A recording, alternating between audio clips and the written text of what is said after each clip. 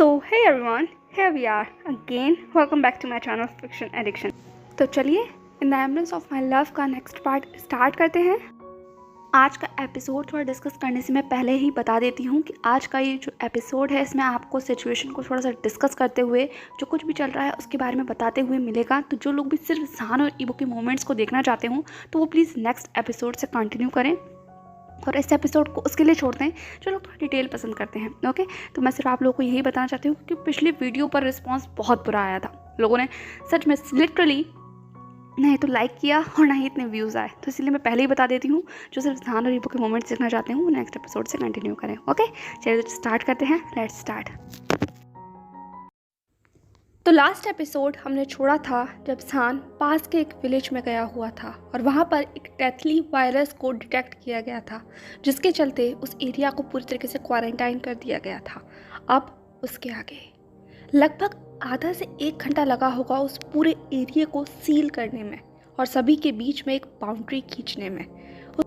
कल तक जिस जगह पर आसानी से आ जा सकते थे आज वो जगह 2 हिस्सों में बढ़ चुकी थी। 2 ऐसे हिस्सों में जिसके दोनों तरफ 2 अलग अलग जिंदगियां चल रही थी। एक तरफ लोग डरे हुए थे, घबराए हुए थे, उनके चेहरों से ही उनका डर साफ झलक रहा था। वहीं दूसरी तरफ लोग सिर्फ हाथ पे हाथ रखकर अभी सिर्फ तमाशा देख सकते थे क्योंकि उनके हाथ में कुछ था ही नहीं। मामला हद से बाहर हो चुका था, या यूँ कहो हद में लाने के लिए हर पुरजोर कोशिश की जा रही थी। जितनी हो सके उतनी मेडिकल सप्लाईज को पहुंचा दिया गया था, फिर चाहे वो मेडिकल सूट हो, मास्क हो, ग्लव्स हो, चाहे जितनी भी एंटीबायोटिक्स और बायोटिक्स हो जो अभी उन लोगों के पास अवेलेबल थी वो वहाँ पहुँच चुकी थी। पर इन सब से भी ज़्यादा किसी चीज़ की ज़रूरत थी तो वो थी पेशेंस रखने की, लोगों को शांत करने की, क्योंकि जो कुछ भी हो रहा था उसने लोगों के बीच में एक अजीब से तहलका मचा दिया था। एक ऐसा तहलका जो उनके चेहरे के ऊपर डर की तरह बाहर आ रहा था। चीज़ें अभी इतनी साफ नहीं थी, चीज़ों को जानना ज़रूरी था, वायरस को डिटेक्ट करना ज़रूरी था और ये देखना ज़रूरी था कि क्या ये बीमारी अभी काबू में आ सकती है, ये बीमारी है क्या। बहुत सारी चीज़ें थी जिन्हें अभी जानना था, परखना था और उसके लिए समय चाहिए था। और समय के भीतर जो सबसे इम्पॉर्टेंट काम था वो था शांति बनाए रखना, लोगों को काबू रखना, और इस चीज़ का काम ज़हान और उसकी पूरी टीम कर रही थी। सभी डॉक्टर्स ट्रेंड थे, उन्हें पता था इस सिचुएशन को किस तरीके से हैंडल करना है, पर जो गाँव वाले थे वो अभी कोऑपरेट करने के लिए शायद तैयार नहीं थे। वो लोग हाइपर हो चुके थे और जैसे जैसे ये वायरस लोगों के बीच में फैल रहा था, सिम्टम्स नज़र आ रहे थे और ज़्यादा भगदड़ मची हुई थी, चीज़ें हाथ से बाहर हो रही थी। जेनेलिया ने एक पेशेंट को संभालते हुए कहा, सर प्लीज़ कोऑपरेट कीजिए, पर वो पेशेंट और ज़्यादा बौखला गया। उसने जेनेलिया के हाथ में से अपना हाथ खींचते हुए कहा, आपको कुछ नहीं पता, आप कुछ नहीं जानती, मेरा बच्चा मर रहा है, मैं ऐसे हाथ पे हाथ रखकर नहीं बैठ सकता। ज़हान ने उसको समझाते हुए कहा, सर अगर आप इस तरीके से चिल्लाएंगे तो बच्चा और ज़्यादा घबरा जाएगा, इस वक्त आपको सपोर्ट करने की ज़रूरत है। ज़हान इस वक्त उस लड़के के लिए ऑलरेडी बहुत परेशान था। वो खुद भी जानता था कि वो एक झूठी तसल्ली दे रहा है, पर शायद उसके पास तसल्ली देने के अलावा और कोई चारा भी नहीं था।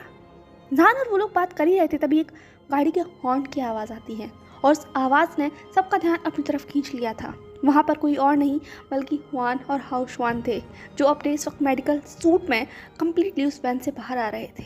और ज़हान ने जब उनको देखा तो ज़हान के फेस पर भी एक सुकून की झलक नजर आई थी और वहीं दूसरी तरफ हुआन और हाउशवान के चेहरे पर कम्प्लीटली एक डर था, एक ऐसा डर जो ज़हान को उस बाउंड्री के पार देखने पर उनके दिल में महसूस हो रहा था। उस पेशेंट ने कहा, देखिए आपको कोई फ़र्क ही नहीं पड़ता, आप लोगों का ध्यान तो सिर्फ बाहर की दुनिया की तरफ है, किसी को हमारी परवाह नहीं है, कोई हमारी चिंता नहीं करता। देखिए देखिए। पर इससे पहले कि वो आगे कुछ भी कहता अचानक उसे बहुत नॉशियस सा फील होने लगा और देखते ही देखते उसने लगभग ब्लड वॉमिट कर दिया था। ये सब कुछ इतनी जल्दबाजी में हुआ कि किसी को कुछ समझने का मौका ही नहीं मिला और अनफॉर्चुनेटली ब्लड के कुछ स्टेन ज़हान के कपड़ों के ऊपर भी आ चुके थे। ज़हान ने इस वक्त अपना मेडिकल सूट नहीं पहना हुआ था लेकिन उसने मास्क और ग्लव्स पहने हुए थे, इसीलिए बहुत ज़्यादा स्किन कांटेक्ट में वो चीज़ नहीं आई थी, लेकिन फिर भी सभी के फेस के ऊपर एक अजीब सा डर था। वान ने लगभग चीखते हुए कहा, ज़हान बी अवेयर। हाउशवान भी वहाँ उस बैरियर के इस तरफ आ गया था। हाउशवान ने कहा, ज़हान प्लीज़ अपना ख्याल रखो। जेनेलिया ने उस पेशेंट की तरफ लगभग चिल्लाते हुए कहा, आर यू डम और व्हाट? हाँ, क्या तुम्हें दिखता नहीं है? अगर तुम्हें बीमार फील हो रहा है तो लोगों से दूरी बनाओ, ना कि उनके पास जाओ। क्या क्या तुम क्या कर रहे हो? क्या तुम हमें भी बीमार करना चाहते हो? अगर हम भी बीमार हो गए तो तुम्हारा इलाज करेगा कौन? वी आर डॉक्टर्स, तो तुम्हें हमारी रिस्पेक्ट करनी चाहिए। ये कर जेनेलिया उस पेशेंट पर चिल्ला रही थी। ज़हान ने लगभग एक लंबी सांस लेकर कहा, जेनेलिया प्लीज़ शांत हो जाओ, वो सब लोग डरे हुए हैं। जेनेलिया ने कहा, डरे हुए हैं तो? अगर वो डरे हुए हैं, अगर वो इस तरीके की हरकत करेंगे तो हम भी बीमार हो सकते हैं जान। अभी हमें पता भी नहीं है कि वायरस है कौन सा, क्योरेबल है या इनक्योरेबल है, और हम इस वक्त लापरवाही नहीं बरत सकते। हमारे पास इतना मेडिकल स्टाफ नहीं है यहाँ, और तुम इस चीज़ को नहीं समझ रहे हो। तुम बहुत ज़्यादा केयरलेस हो रहे हो। ये कहकर जेनेलिया लगभग जहान को डांट रही थी। जहान समझ सकता था जेनेलिया की टेंशन को, उसके कंसर्न को, और इस वक्त जेनेलिया कोई शो ऑफ नहीं कर रही थी या फिर जहान को नीचे नहीं दिखा रही थी। वो सीरियसली उसके लिए कंसर्न थी। जहान ने कहा, ओके मैं आगे से ध्यान रखूँगा, बट प्लीज़ अभी तुम पेशेंट को संभालो, मैं ये सब कुछ क्लीन कर आता हूँ। ठीक है, जहान ने जेनेलिया की तरफ नोट किया। उसके बाद वान और हाउशान की तरफ नोट कर वो एक क्वारंटीन कैंप में जा चुका था जो कि सभी पेशेंट्स के लिए बनाए गए थे। वान ने जेनेलिया की तरफ देखते हुए कहा, मिस जेनेलिया आपको काम डाउन होना होगा। जेनेलिया ने कहा, आई होप मैं ये कर सकती। इसके बाद जेनेलिया ने वहीं के स्टाफ से उस पेशेंट को बाकी क्वारंटीन कैंप में ले जाने के लिए कहा। लगभग 15 मिनट के बाद जहान अपने आप को क्लीन कर वहाँ पर आ चुका था। वान और हाउशान कंप्लीट मेडिकल सूट में इस तरफ खड़े हुए थे। जहान ने कहा, आप लोगों को यहाँ नहीं आना चाहिए था। वान ने कहा, हो सीरियसली हमें यहाँ नहीं आना चाहिए था? फिर तुम हमसे क्या एक्सपेक्ट कर रहे हो जहान, कि हम ऐसे ही हाथ पे हाथ धरकर बैठे रहें? जहान ने कहा, मैं ऐसा नहीं कह रहा, मैं बस ये कह रहा हूँ कि आप लोगों को अपना ख्याल रखना चाहिए। हमें पता नहीं है वायरस किस तरीके का है। वान ने कहा, चिंता मत करो जहान, हम लोग यहाँ सब कुछ संभाल रहे हैं। सभी लोग इस वक्त WHO से कांटेक्ट करने की कोशिश कर रहे हैं और यहाँ की रिपोर्ट देने की वहाँ कोशिश कर रहे हैं। मेडिकल सप्लाईज बहुत जल्द आ जाएंगी और साथ में और लोग भी। तुम्हें बस खुद को सिक्योर रखना है, काम रखना है। प्लीज़ जहान, तुम्हें अच्छे से काम करना है। प्लीज़, क्या तुम ये कर सकते हो हमारे लिए? ये अगर हुआन बहुत ही सिंसियरली जहान से पूछ रहा था। जहान जानता था कि उसके सभी फ्रेंड्स वक्त उसके लिए बहुत ज़्यादा कंसर्न है, इतने ज़्यादा कंसर्न कि हमेशा से बोलता हुआ हाउशवान आज बिल्कुल शांत खड़ा हुआ है और जहान को देख रहा है। जहान ने कहा, हाउशवान क्या तुम कुछ नहीं कहोगे? देखा जहान बैरियर के इस तरफ आ गया था, पर हाउशवान अपनी जगह से बिल्कुल भी नहीं हिला। वो ऐसे ही शांत खड़ा हुआ था और सिर्फ जहान को देख रहा था। जहान ने अपनी वार्म स्माइल और वार्म वॉइस के साथ हाउशवान का नाम पुकारा। उसने कहा, क्या तुम मुझसे कुछ नहीं कहोगे? अब जाकर हाउशवान ब्रेक हुआ था। उसकी आंखों से एक आंसू निकल आया।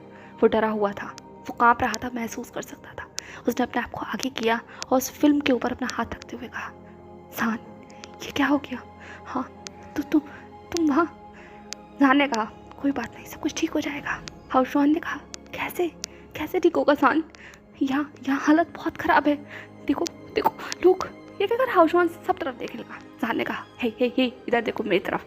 हाउशवान ने कहा, पर जहान ये क्या हो रहा है? हाँ, जहान और हाउशवान के बीच में इंट्रैक्शन चल ही रहा था कि तभी पीछे से एक आवाज़ आती है। उस आवाज़ ने कहा, mister Hwan, can I have you 1 minute please? ये कहकर वो हुआन का ध्यान अपनी ओर करने लगे। जहान ने कहा, हुआन सर आपको जाना चाहिए। हुआन ने जहान की तरफ देखा और फिर शख्स की तरफ, फिर उसने जहान की तरफ देखते हुए कहा, प्लीज़ अपना ख्याल रखना, मैं बस अभी आता हूँ, अभी आ रहा हूँ। ये कहकर वो जहान को वहीं छोड़कर जा चुका था। भगदड़ और ज़्यादा तेज़ हो गई थी। हाउशवान ने कहा, जहान ने जब हाउशवान की ऐसी आवाज़ सुनी तो एकदम से जहान का दिल जो इतनी तेज़ी के साथ धड़क रहा था वो और ज़्यादा बैठ गया। जहान ने कहा, हाउशवान तुम घबरा नहीं सकते, सब कुछ ठीक हो जाएगा। मैं कह रहा हूँ ना, सब कुछ ठीक होगा। ये कहकर जहान सिर्फ एक फेल्ड अटैम्प्ट कर रहा था, क्योंकि वो खुद भी कितना ज़्यादा डरा हुआ है ये उसका चेहरा बता रहा था। हाउशवान ने अपने आप को आगे किया और वो उस बैरियर के इस तरफ आ गया। उसने उस फिल्म के ऊपर अपना हाथ रखते हुए कहा, आर यू ओके ना? प्लीज़ बताओ, सब कुछ ठीक है ना? कोई प्रॉब्लम तो नहीं हो रही?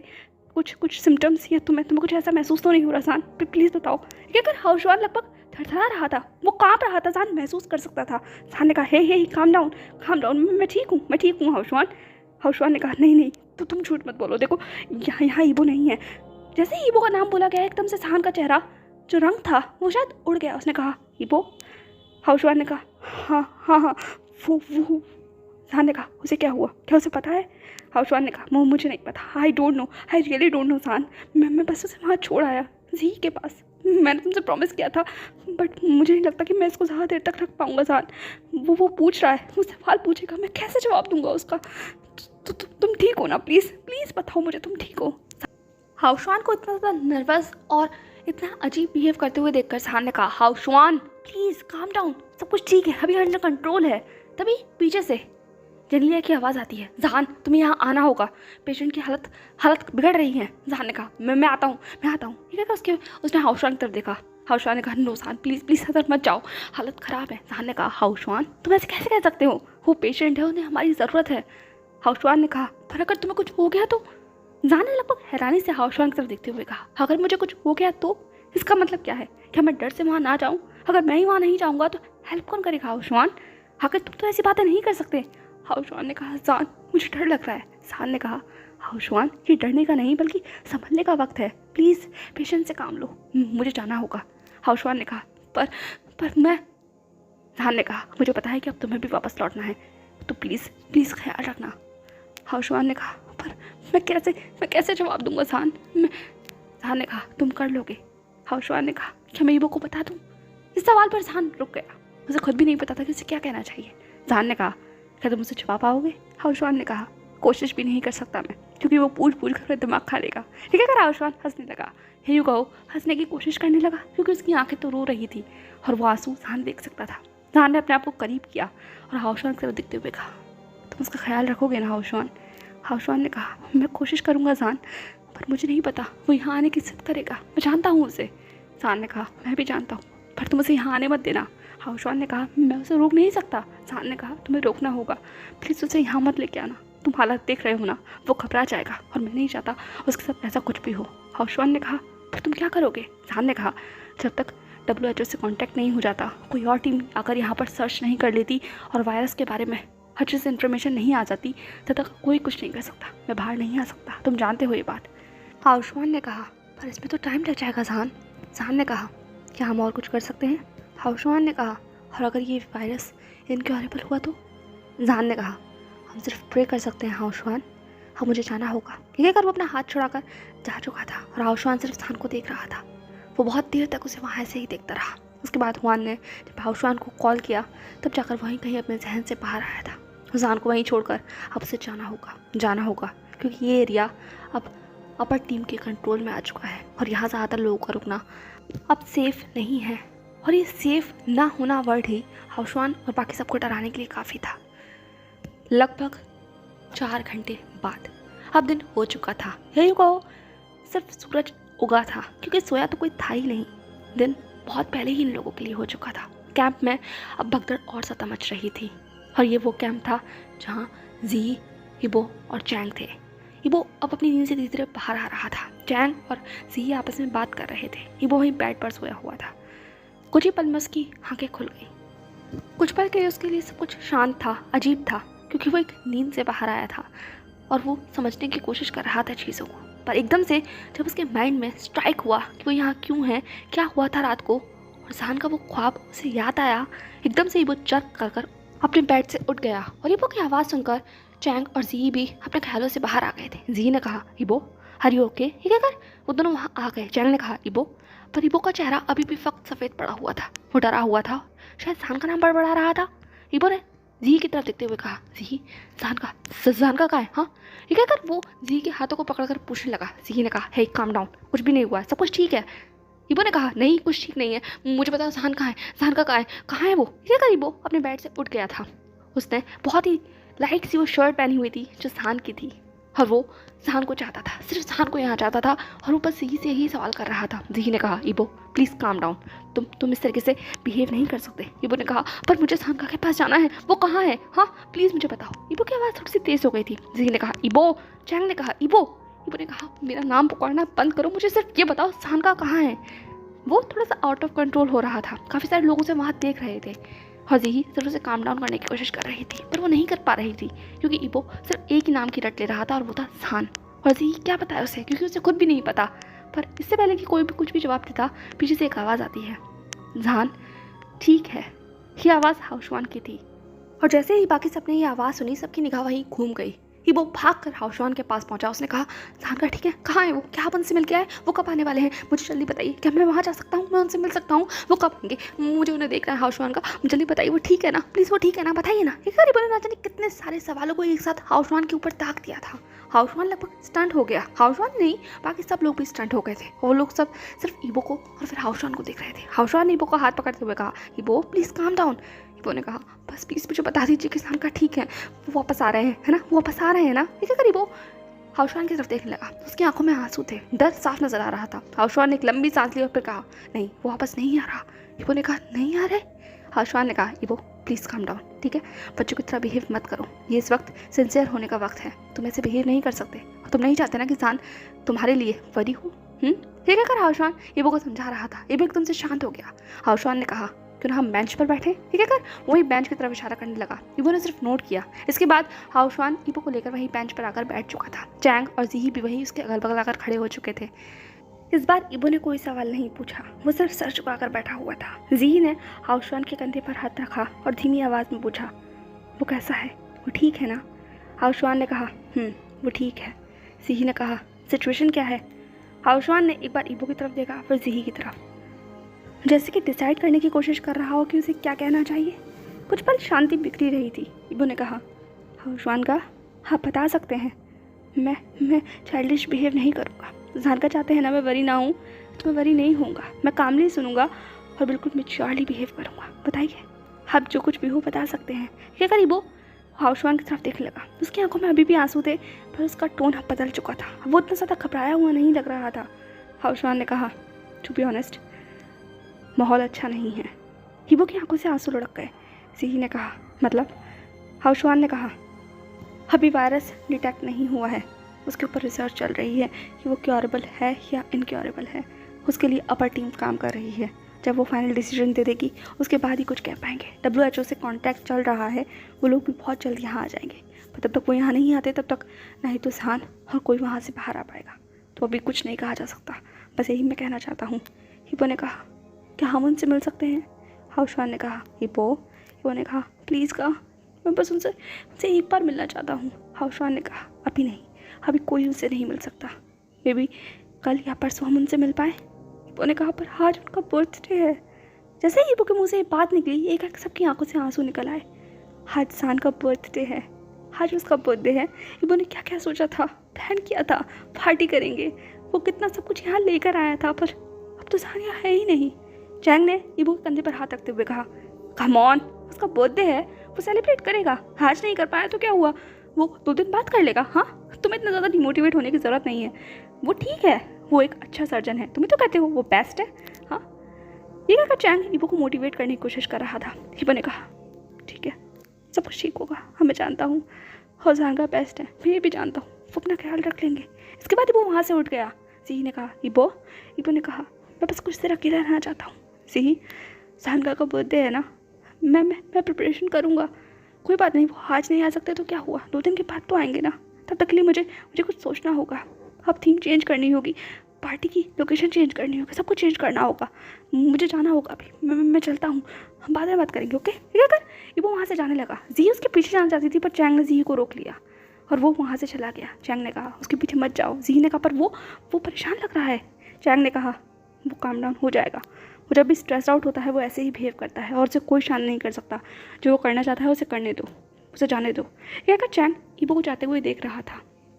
जी ने कहा हाउशवान सच बताओ सब कुछ ठीक तो है। हाउशवान ने कहा कुछ भी ठीक नहीं है जी, कुछ भी ठीक नहीं है, हालत वहाँ बहुत गंभीर है, सब कुछ सील कर दिया गया है, ना कोई इधर आ सकता है ना कोई इधर जा सकता है। जी मुझे डर लग रहा है, मुझे सच में डर लग रहा है। ठीक है हाउशवान अब टूट चुका था क्योंकि वो वहाँ देख कर आया था, सब कुछ देख कर आया था। अब सब शांत होकर वहाँ बैठ गए, सबके चेहरे पर डर नजर आ रहा था। वहीं दूसरी तरफ इबो एक खाली जगह पर चलता रहा, काफ़ी देर तक चलता रहा और फिर एक बड़े से पेड़ के नीचे आकर वो बैठ गया। वहाँ सामने वो जगह पूरी तरीके से खाली थी, ठंडी हवा चल रही थी पर इबो अपने अंदर सब कुछ खाली महसूस कर रहा था। वहीं पेड़ का सहारा लेकर बैठ गया। उसने अपना हाथ अपनी उस चेन के ऊपर रखा जहाँ सान का नाम लिखा हुआ था और अपनी आंखें बंद कर ली। सान का वो चेहरा इबो की आंखों के सामने से घूम गया था। सान की वो आवाज़, वो बातें, वो टच, वो स्माइल, वो सब कुछ इबो के चेहरे के ऊपर एक हल्की सी मुस्कुराहट लेकर आ गया। इबो ने कहा मैं जानता हूँ आप ठीक रहेंगे सानगा, बस प्लीज़ मेरे लिए ठीक रहना। I just want you, please सानगा, आई जस्ट वॉन्ट यू। मैं आपसे मिलने आया था, ये क्या हो गया सानगा। एक करीबों की आंखों से आंसू निकल आए थे। वो बहुत देर तक ऐसे ही बैठा रहा। वो डरा हुआ था, बहुत ज़्यादा डरा हुआ था और न जाने क्या कुछ था जो उसके दिमाग में चल रहा था। एक डर जो बचपन से उसके अंदर है, किसी को खोने का, किसी को किसी मेडिकल सिचुएशन से लड़ते हुए देखने का। वो डर जो उसने तब फील किया था जब वो अपनी मॉम को आखिरी बार देख रहा था, अब ये डर वो फील कर रहा है जब वो जान के लिए ऐसा महसूस कर रहा है। उसे खुद भी नहीं पता कि वो असल में महसूस कर क्या रहा है या फिर कुछ भी महसूस नहीं कर रहा। लगभग 1 घंटा ऐसे ही गुजर गया था। तभी वहाँ पर एक हलचल सी होती है। ईबो ने आँख खोलकर देखा तो वहाँ पर जनाया खड़ी हुई थी। जनाया कुछ देर तक ईबो को देखती रही, फिर वो वहाँ आकर बैठ गई ईबो के पास। ईबो ने कुछ भी नहीं कहा, ना ही जनाया ने कहा। दोनों सामने देख रहे थे। कुछ देर बाद वो चुप्पी तोड़ते हुए जनाया ने कहा, क्या तुम ठीक हो? ईबो ने कहा, शायद। जनाया ने कहा, चिंता मत करो, सर ठीक होंगे। ईबो ने कहा, वो ठीक होंगे, वो स्ट्रांग है, ब्रेव है। जनाया ने कहा, क्या तुम उन्हें पसंद करते हो? ये क्या कर जनाया ईबो की तरफ देखने लगी। ईबो ने जनाया की आंखों में देखते हुए कहा, मैं उन्हें पसंद नहीं करता, वो मेरे सब कुछ है, सब कुछ। जनाया ने कहा, इसका मतलब तुम उनसे प्यार करते हो?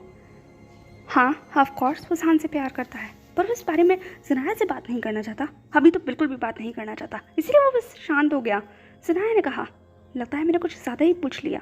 खैर, ये बहुत अजीब है। ईबो ने कहा, अजीब? क्या अजीब है? जनाया ने कहा, 2 लड़के, आई मीन क्या आपके यहाँ लड़कियाँ नहीं हैं? क्या कर जनाया ईबो की तरफ देखने लगी। ईबो ने लगभग अपने चपड़े खींचते हुए कहा, क्या मतलब है तुम्हारा? जनाया ने कहा, मेरे कहने का साफ मतलब ये है कि एक लड़का और एक लड़की यही पार्टनर होते हैं ना, यही नेचर है। आपके यहाँ ऐसा नहीं होता क्या? आपके यहाँ कोई भी किसी के भी साथ एक बार जनाया शांत हो गई। ईबो ने कहा, देखो मैं तुमसे इस बारे में कोई भी बात नहीं करना चाहता, और मेरे और जानगा के रिलेशनशिप के बारे में एटलीस्ट मैं तुमसे तो कुछ भी नहीं सुनना चाहता। हम किसी से भी प्यार करें, किसी को भी पसंद करें, किसी के साथ कुछ भी करें, इससे तुम्हें क्या? ठीक है? वो गुस्से में जनाया की तरफ देखने लगा। जनाया ने कहा, मैं बस सर को पसंद करती हूँ, इसीलिए मैं बस पूछ रही हूँ। एक जनाया के मुँह से ऐसी बात सुनकर ईबो ने कहा, व्हाट? जनाया ने कहा, हाँ सर भी मुझे पसंद करते हैं, तो मैं बस थोड़ा आश्चर्यचकित हो गई थी उनको आपके साथ देखकर। मुझे लगता है सर सिर्फ लड़कियों को पसंद करते हैं, आपके साथ वो क्यों है? मुझे बहुत अजीब लगा, इसीलिए मैं बस पूछ रही हूँ। ईबो ने कहा, तुम्हें पसंद करते हैं? इस बात का क्या मतलब है? जनाया ने कहा, इस बात का ये मतलब है, आपको पता है उन्होंने मुझसे कहा था कि मेरी आंखें बहुत खूबसूरत है, उन्हें मेरी आंखें पसंद है। ईबो ने कहा, व्हाट? उसके बाद जनाया ने कुछ भी नहीं कहा, वो बस सामने देखने लगी और हंसने लगी। ईबो जनाया को देख रहा था, उसे देखकर ऐसा लग रहा था जैसे कोई शख्स प्यार में हो। ईबो ने कहा, तुम पागल तो नहीं हो? जान का ऐसा कुछ भी नहीं कर सकते, और ना ही वो किसी को पसंद कर सकते हैं, वो सिर्फ मुझे पसंद करते हैं। और तुम यहाँ क्यों आई हो? यहाँ से जाओ, मुझे तुमसे कोई बात नहीं करनी। जनाया ने कहा, आप गुस्सा मत हो, मैं सिर्फ आपसे ये पूछने आई हूँ, आप अभी भी सर का बर्थडे बनाना चाहते हैं? ईबो ने कहा, इस बात की तुम्हें परवाह नहीं होनी चाहिए, मैं जो करूँगा मैं कर लूँगा। जनाया ने कहा, आप फिर गुस्सा हो रहे हैं? मैं तो सिर्फ पूछ रही हूँ ताकि हम उनका जन्मदिन बहुत अच्छे से मना सकें। यहाँ अक्सर लोग का जन्मदिन नहीं मनाते, इसीलिए मैं बस आपकी मदद करना चाहती हूँ। कहकर जनाया ईबो की तरफ देखने लगी, पर ईबो को इससे कुछ बिल्कुल अच्छा नहीं लग रहा था। उसने खुद को वहाँ से खड़ा किया और जनाया की तरफ देखते हुए कहा, वो मेरे स्थान का है, उनके लिए जो मुझे करना होगा मैं कर लूँगा, तुम अपने काम से काम रखो। समझ में आया तुम्हें? ये कहकर जनाया को वहीं छोड़कर वो आगे बढ़ चुका था। उसके दिमाग में बहुत कुछ चल रहा था, बहुत कुछ। एक अजीब सी इनसिक्योरिटी उसके मन में आ रही थी, जान का उससे दूर होना, और ये सब कुछ। अगर ये हो क्या रहा है? ये वो यहाँ क्यों आया था? और अब ये क्या करीब? वो बस चलने लगा, बहुत दूर तक वो चलता रहा, ऐसे ही चलता रहा। उसकी आंखों से आंसू निकलते रहे, एक अजीब सा डर, जान के पास पहुँचने की वो लॉन्गिंग्स, बस जान के पास वो जाना चाहता था। वो डर उसे बहुत आगे ले आया था, बहुत आगे, और एक जगह पर आकर वो रुक गया। वो एक पहाड़ था और सामने बहुत दूर तक फैली हुई खाई। ईबो ने लगभग चीखते हुए कहा, जान का! वो आवाज़ इतनी तेज थी कि वो वहीं उस खाई में गूंज गई, पर आवाज़ के अलावा वहाँ से कुछ भी वापस नहीं आया। ईबो की आंखों से आंसू बह गए। उसने कहा, आई मिस यू जानका, I miss you so much. आप ठीक तो है ना? मुझे आपके पास आना है, I want to come to you, I really want that. ये कहकर ईबो वहीं बिखर कर बैठ गया। वहीं दूसरी तरफ जान एकदम से कांप गया, एकदम से उसका दिल बहुत तेजी के साथ धड़का। ऐसा लगा जैसे एक हवा का झोंका उससे होकर गुजरा हो। वो रुक गया था अपनी जगह पर। एक सीनियर डॉक्टर ने कहा, mister Shah, are you okay? पर जहान का ध्यान तो वहाँ था ही नहीं। काफ़ी बार लोगों ने आवाज़ लगाई, पर जहान जैसे खो गया था। एक अजीब सा दर्द वो अपने मन के अंदर महसूस कर पा रहा था। जेनेलिया ने कहा, जहान होश में आओ। जहान ने कहा, I am sorry, I am just distracted. उस सीनियर डॉक्टर ने कहा, आई थिंक तुम्हें थोड़ा ब्रेक ले लेना चाहिए, तुम काफ़ी देर से काम कर रहे हो। जहान ने कहा, आई थिंक वो उस क्वारंटीन कैंप से बाहर आ गया था और बाहर वो चलता रहा और एक जगह आकर रुक गया। उसने अपने दिल पर हाथ रखते हुए कहा, सब कुछ ठीक तो है ना हिबो, क्या तुम ठीक हो? जहान वहीं आसमान की तरफ देखने लगा। अब लगभग 2 दिन ऐसे ही गुजर गए। जहान का बर्थडे गुजर गया, इबो के आंसू गुजर गए, वक्त गुजर गया, बहुत कुछ बदल गया। इन 2 दिनों के अंदर वो एरिया भी कम्प्लीटली क्वारंटाइन हो गया था। लोगों का आसपास निकलना बंद कर दिया गया था, कोई भी इधर उधर नहीं जा रहा था और इबो भी एक कमरे में शांत बैठा हुआ था। WHO की टीम आ चुकी थी और उस टीम ने पूरे एरिया को कवर कर लिया था। जीही ने कहा, इबो तुम्हें कुछ खाना होगा। इबो ने कहा, मुझे कुछ नहीं खाना। हाउशवान ने कहा, इबो ऐसे तुम बीमार पड़ जाओगे। इबो ने कहा, मुझे बस जानका के पास जाना है। चैंग ने कहा, ये क्या इज्जत है? जान तुम्हें 2 दिन से जान लगा रखा है, पहुंच जाओगे तुम उसके पास, ज़रा सब्र करो। इबो ने कहा, सब्र करूं? मैं कब से सब्र कर बैठा हूँ, 2 दिन हो गए हैं चैंग, मुझे डर लग रहा है अब। चैंग ने कहा, हे काम डाउन, सब कुछ ठीक होगा। इबो ने कहा, बस मुझे जानका के पास जाना है। हाँ, आज एक वैन जाने वाली है ना, प्लीज़ मुझे उसके अंदर जाने दो। ये कहकर वो जी से रिक्वेस्ट करने लगा। जी ने कहा, इबो ये हमारे हाथ में नहीं है, तुम वहाँ ऐसे नहीं जा सकते। इबो ने कहा, तो कैसे जा सकते हैं? जी ने कहा, टू बी ऑनेस्ट मुझे नहीं पता, प्लीज़ कुछ दिन के लिए अपने आप को संभाल लो इबो, प्लीज़, क्या तुम ये कर सकते हो जहान के लिए? इसके बाद इबो ने कुछ नहीं कहा, वो वहाँ सब कुछ छोड़कर जा चुका था। जी ने कहा, मुश्किल हो रहा है हाउशवान ने कहा, बहुत ज़्यादा मुश्किल, क्या करना चाहिए? जी ने कहा, मैं जहान से बात करूँगी, हम लोग आज शाम को जाने वाले हैं ना। हाउशवान ने सिर्फ नोट किया। इसके बाद वक्त गुजर गया। लगभग 4 घंटे बाद रात के 12 बज रहे थे। एक वैन उस एरिया में जाने के लिए तैयार हो रही थी। सभी डॉक्टर ने अपने अपने मेडिकल सूट्स पहन लिए थे, सब तैयार थे और उस वैन में बैठ चुके थे। जी ने कहा, इबो कहाँ है? क्या उसे देखा किसी ने? हाउशवान ने कहा, पता नहीं, शायद चैंग उसे ढूंढ लेगा, चिंता मत करो, अब हमें जहान के पास जाना चाहिए। जी ने कहा, इसके बाद जी और हाउशवान वैन में बैठ चुके थे। उनके अलावा उस वैन के अंदर लगभग 6 डॉक्टर्स और थे और 2 सुपरवाइजर्स थे।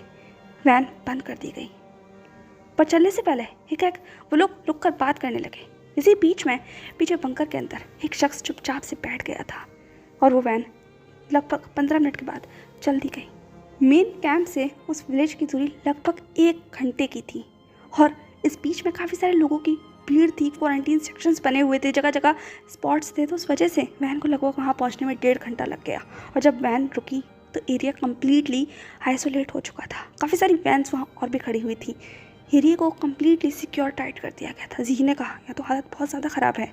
हाउशवान ने कहा, डब बस अब अपर टीम ने सब कुछ अपने हैंड में ले लिया है, बस होप करो जी सब कुछ ठीक हो। ये कहकर वो लोग आगे बढ़ने लगे। हाउशवान, हम ये जहान को ढूंढेंगे कैसे? ये कर जी वहाँ खड़े होकर सब तरफ देखने लगी। हाउशवान ने कहा, पता नहीं, यहाँ खड़े होकर इंतज़ार करो, शायद जहान कहीं दिख जाए, या फिर जिनेलिया या फिर माइक या फिर। ये कहकर हाउशवान इधर उधर देखने लगा। जी ने कहा, आई होप कोई तो दिख जाए यहाँ। ये कहकर सब बस वहाँ इंतज़ार करने लगे। 1 घंटे तक भी जहान कहीं नहीं दिखाई दिया। जी ने कहा, आई थिंक हमें किसी से पूछना चाहिए। हाउशवान ने कहा, हम अंदर अलाउड नहीं है। जी ने कहा, हाँ, पता नहीं क्यों अंदर अलाउड नहीं है। वो लोग बात कर ही रहे थे, तभी जी को एहसास हुआ कि उसने जहान को देखा। जी ने कहा, जहान? हाउशवान ने कहा, कहाँ? जी ने कहा, वो जहान ही है ना। जहान किसी पेशेंट को अपने साथ ले जा रहा था। हाउशवान ने कहा, हाँ वो जहान ही है। हाउशवान ने लगभग चीखते हुए कहा, जहान ने कहा। हाउशवान एक जहान उस पेशेंट को किसी दूसरे नर्स के हवाले कर जी के पास आ गया। उसने कहा, तुम दोनों? जी ने कहा, तुम ठीक तो हो? जहान ने कहा, क्या लगता है? ये क्या कर? जहान जी की तरफ देखने लगा। जी ने कहा, आई होप ये सब कुछ ना हुआ होता। जहान ने कहा, इतना भी कुछ नहीं हुआ है, मैं ठीक हूँ। देखा जहान सिर्फ कोशिश कर रहा था, बाकी इसका चेहरा बता रहा था कि कुछ भी ठीक नहीं है। वो बहुत ज़्यादा ड्रेन लग रहा था, उसकी बॉडी शायद सपोर्ट नहीं कर रही थी या वो थक चुका था। कुछ भी हो, उसके चेहरे के ऊपर ना ही उसकी आवाज़ के अंदर वो एनर्जी नज़र आ रही थी। जी ने कहा, झूठ मत बोलो, तुम्हारी आवाज़ बता रही है कि तुम ठीक नहीं हो। जहान ने कहा, और मैं क्या कह सकता हूँ जी, मैं 2 रातों से सोया नहीं हूँ, कुछ खाया नहीं है हमने, हम लगातार बस पेशेंट को ऑपरेट कर रहे हैं, तो बस थक गया हूँ। जी ने कहा, अपना ख्याल रखो। जहान ने कहा, वो तो मैं रख लूँगा, पर तुम हिबो के बारे में बताओ, वो ठीक है ना? जहान बस पूछना चाहता था हिबो के बारे में, आखिर 2 दिन से वो बस यही तो सोच रहा है। जी ने कहा, हिबो। जहान ठीक है, जी बस कुछ कहने ही वाली थी, तभी पीछे से एक आवाज़ आती है। जहान का जैसे ही आवाज़ सुनी गई, सबके पैरों के नीचे से लगभग ज़मीन निकल चुकी थी। जी ने लगभग हैरानी से इबो की तरफ देखते हुए कहा, तुम यहाँ कब आए? हाउशवान ने कहा, इबो तुमने मास्क नहीं लगाया, तुमने मेडिकल सूट नहीं पहन रखा, तुम क्या कर के रहे हो, ये क्या कर। हाउसवान एकदम से ईबो की तरफ भागा क्योंकि ईबो इस वक्त कंप्लीटली बिना मास्क, बिना किसी मेडिकल फैसिलिटीज़ के यहाँ आ गया था। जहान बस ईबो को देख रहा था, उसके चेहरे पर साफ डर नजर आ रहा था, पर ईबो की आंखों में सिर्फ आंसू थे। वो अपनी जगह पर बस सन्न सा खड़ा हुआ था। हाउसवान ने वहीं पर एक शख्स को इशारा करते हुए कहा, जल्दी मेडिकल सूट लेकर आओ। क्या कर वो उस नर्स से मेडिकल सूट मांगने लगा। जी भी ईबो के पास आ गई थी, पर ईबो सिर्फ जहान को देख रहा था।